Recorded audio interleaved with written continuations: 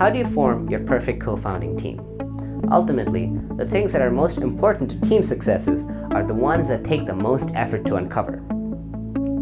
Many entrepreneurs start with finding others who have similar business or industry interests, which are similar to starting your company pitch with an overview of your product instead of the mission or vision of your business. These are both common mistakes of first-time entrepreneurs. The answer is to find someone with similar values or motivations for starting a company. Skills can be learned and interests can change, but values and passion needs to be there as a foundation. The best co-founding teams have similar drives for starting something, and this plays out in their decisions throughout the company. The types of customers they choose to target, the way they solve the needs of those customers, how they extract value from what they've created, their growth plans, and many more. Next, your team should have complementary skills so that you can each assign distinct roles that will not overlap, so that you can each trust one another and have full accountability within your domain.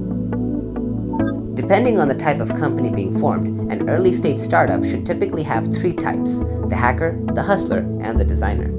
The hacker is essentially the product developer. The designer is the marketer, brander, and visual design person. And the hustler is the sales and business person. All three people play a lot of cross-functional roles and may shift across the boundaries as the startup continues to evolve, though having this in mind is a good starting point that can be helpful.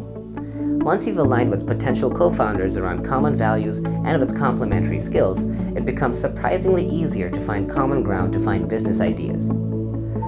Whether you already have an idea that you're trying to find co-founders to join, or you want to start something new, you will be able to get a potential co-founder to engage on a deeper level if you have them connect with what is motivating them to be a part of the startup in the first place, which will benefit you, them, and your startup greatly in the long run. Although many aspiring entrepreneurs are tempted to start a company with a best friend or family member, these are actually the least stable ideas. They tend to have a 6-month honeymoon period, but some difficult decisions tend to be avoided, which can end in disaster. Understand who you actually need and figure out the compatibility.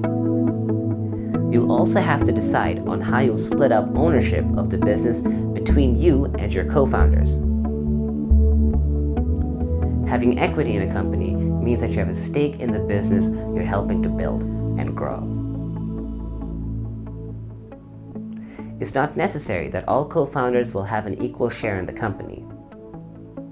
Division of equity is very important in the beginning to avoid any kind of confusion or problems later on. You can check founders.com to better decide equity distribution among the co-founders.